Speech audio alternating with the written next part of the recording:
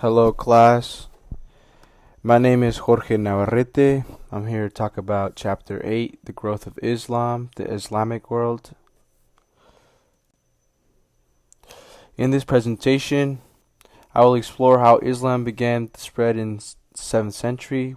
We will look at the society at that time and understand how pre-Islamic Arabian culture influenced the growth of Islam. Also identify the key factors that contributed to the expansion of the Islamic world. These include strong leaders, military campaigns, religious teachings, and strategic alliances with local tribes. Lastly, we will examine how political structures, cultural integration, and economic factors such as trade routes and learning centers played a role in helping Islam grow into a powerful and diverse civilization. Islam began in the 7th century in the Arabian Peninsula. The social and political situation at the time made it easier for different tribes to come together under this new religion. The Prophet Muhammad played a great key role in this process. He faced many challenges in Mecca, but his teachings about one God, social justice, and community values began to bring people together. Mecca was where Islam started, but after facing opposition, the Prophet and his followers migrated to Medina in 622 CE. This event is called the Hijrah. The migration was very important because it led to the formation of the first Islamic state, which was both a religious and political community. The Hijrah marks the beginning of a new phase for Islam, where the Muslim community became established with both political and religious influence, which helped the religion grow further. The role of caliphates. The Rashidun, Umayyad, and Abbasid caliphates were each set up with different political systems, had leadership conflicts, and introduced new administrative ideas. These caliphates contributed to the growth and management of the Islamic Empire. The Islamic world expanded both politically and culturally. Conquests in North Africa, Spain, and Central Asia helped spread Islamic influence, and they also blended with local cultures, creating a rich and diverse society. Strong leaders and military campaigns were key in spreading Islam beyond Arabia. The inclusion of local leaders and governors helped maintain control and build stability in new regions. Some key events to highlight include the conquest of Middle East, North Africa, and parts of Europe. Important events like the Battle of Yarmouk, the conquest of Persia, and the expansion into Spain were critical in shaping the Islamic Empire as it grew. Cultural and intellectual growth. The Islamic world made major contributions to science, math, and philosophy. Advances in fields like algebra, astronomy, and medicine would later have a big impact on Europe. These contributions helped shape the world during that time. Learning centers like the House of Wisdom in Baghdad were important places where scholars from different cultures worked together. They translated texts, did research, and expanded knowledge in areas like medicine, astronomy, and philosophy.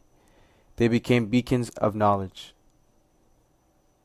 Islamic scholars were influenced by Persian, Greek, and Indian knowledge. Translating works from these cultures and combining their ideas helped teach the Islamic intellectual tradition and the importance of this cross-cultural influence. The translation movement played a key role in preserving and expanding ancient knowledge. It connected Greek, Persian, and Indian ideas and spread them throughout the Islamic world. This movement contributed to the intellectual growth of the empire. This video shows different objects from Islamic science. Pretty neat stuff. I am at the Presidential Nation Library in Ankara today to preview the history of Islamic science in 100 objects. Follow me.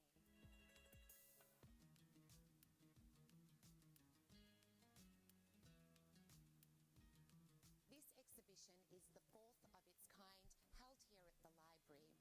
The displays observe historical artifacts and collections from the 10th century. Yüz objede İslam bilim tarihi sergimiz 10. ve 16. asır arasında icatlarını ve teknik aletlerini içermektedir. Ayrıca sergimizin ruhuna uygun olarak 13 adet el yazması sergiliyoruz. El Cezeri 13. asırda Artuklu Sarayı'nda görev yapmış mekanik alimlerinden birisi. Sultanın isteği üzerine yazdığı el yazması Kitab-ül Hiyel'de tarif ettiği bir su saatini görüyoruz. Filli su saati. Bunun çalışma sistemi filin karnındaki bir şamandıra sistemi sayesinde yarım saatte bir sinyal vererek bize zamanın geçtiğini gösteriyor.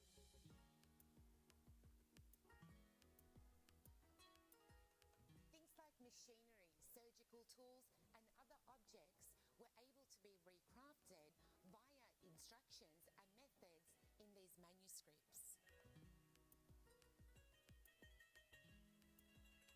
Bu bilim sergisinde önemli maketlerimizden bir tanesi de Taküyütlü'nün döner makinesi.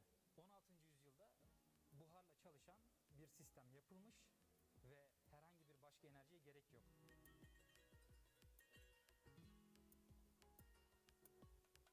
Bu görmüş olduğunuz Nurettin Zengin'in hastanesi. Kapıyı yapan ustamız dönemin bütün ilimlerine sahipmiş. Mantık, kelam, ilim, geometri, kapı ustası böyleyken bu hastanede çalışan doktorların seviyesini artık izleyicilere bırakıyorum. There is also an astronomy exhibit which showcases astrolabes. These have been reproduced in copper as a complete copy of the original.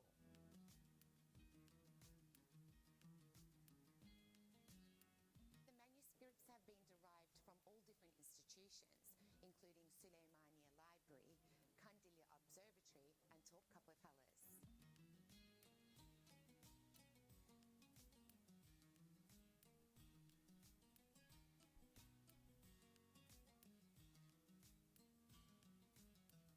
I am at the Pretty neat stuff, right? So then we'll move on to the next slide, trade and economic expansion. The Islamic Empire's strategic position helped its trade networks grow across Africa, Asia, and Europe. Trade routes like the Silk Road and sea links connected different regions, allowing goods, ideas, and cultures to flow throughout the empire. Merchants were important in spreading Islamic culture and helping the economy grow. They shared religious beliefs, cultural practices, and new technologies through their trade, making the Islamic world more interconnected. Major cities like Baghdad, Cordoba, and Damascus became centers for trade, culture, and learning. These cities played key roles in the success and intellectual life of the Islamic Empire, acting as hubs for cultural exchange.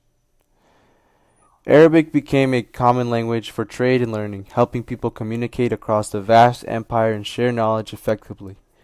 Arabic is common language for trade and learning, help people communicate across the vast empire and share knowledge effectively, contributing to the empire's strength and influence. Religious tolerance and society. The concept of dhimmi meant that non-Muslims like Jews and Christians were allowed to practice their religion as long as they paid a tax called jizya. The system allowed for religious tolerance within the empire. Policies of religious tolerance, especially under the Abbasid Caliphate, encouraged coexistence and helped create cultural diversity in the Islamic Empire. The Islamic Empire included many different religions such as Zoroastrianism, Christianity, and Judaism. These religions became part of the empire's society, contributing to its cultural fabric.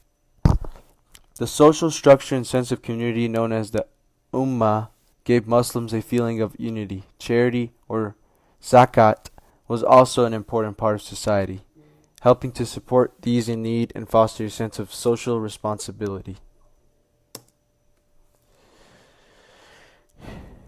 The Islamic Golden Age was a period of major cultural and scientific achievements from the 8th to the 13th century.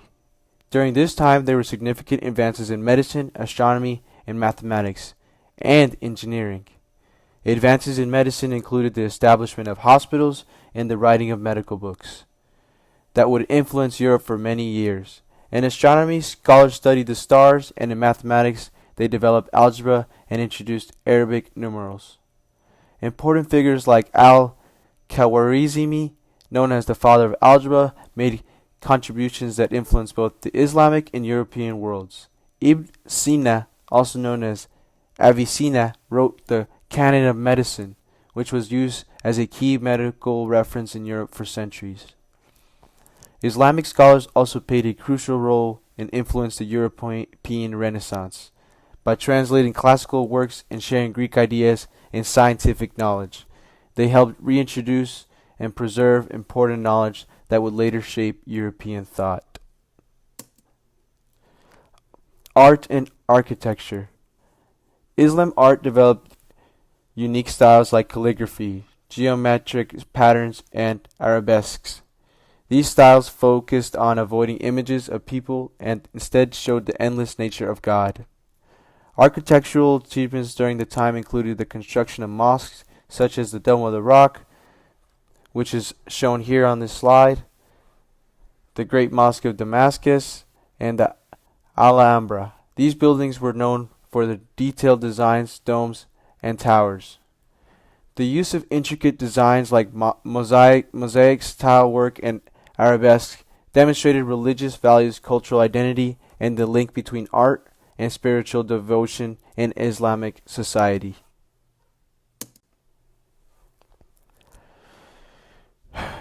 The growth of Islam was driven by strong religious beliefs, by combining the culture's political strategies and economic success, which helped create a united and expanding civilization. The Islamic world shaped global history through its knowledge, culture, and trade, acting as a link between the classical world and European Renaissance. Islam had lasting impact from Europe to Asia, influencing language, architecture, science, and culture, which still exists today. Here's a video of the Islamic Golden Age.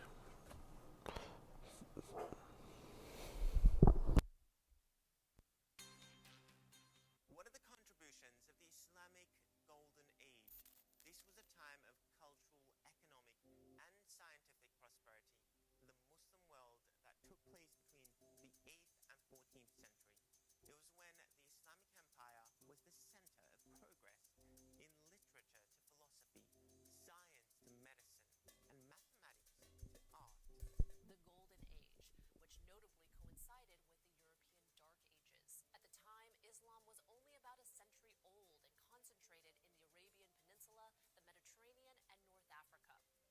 Once the Abbasids took over and formed a caliphate, the capital was moved to Baghdad, and Islam spread to other regions. The Abbasids were inspired by verses from the Quran and Hadith that emphasized the value of knowledge rather than just religious devotion, and they strongly pushed for advances in science, art, and commerce. Now that we're battling a pandemic, we all understand the importance of well-being once more. So let's start with Ibn Sina, also known as Avicenna in the West.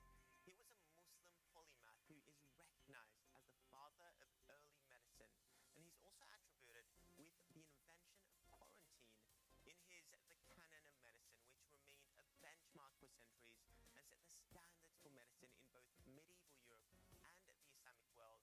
Ibn Sina says a 40-day quarantine is the most vital method to stop the spread of an outbreak.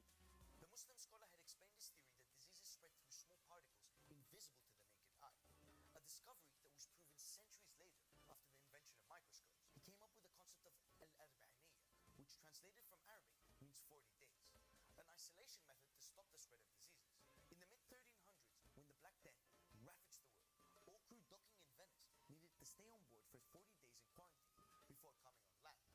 The Venetians called it quarantina. Celebrated alchemist Al-Razi is also considered a central figure in the history of medicine. He was an early proponent of experimental medicine and is remembered for his various observations and discoveries, including a study which contained the first characterization of smallpox and measles. When we talk about philosophy, especially within the European context, one name that springs to mind is Ibn Rushd. He was among Muslim intellectuals who developed ideas central to modern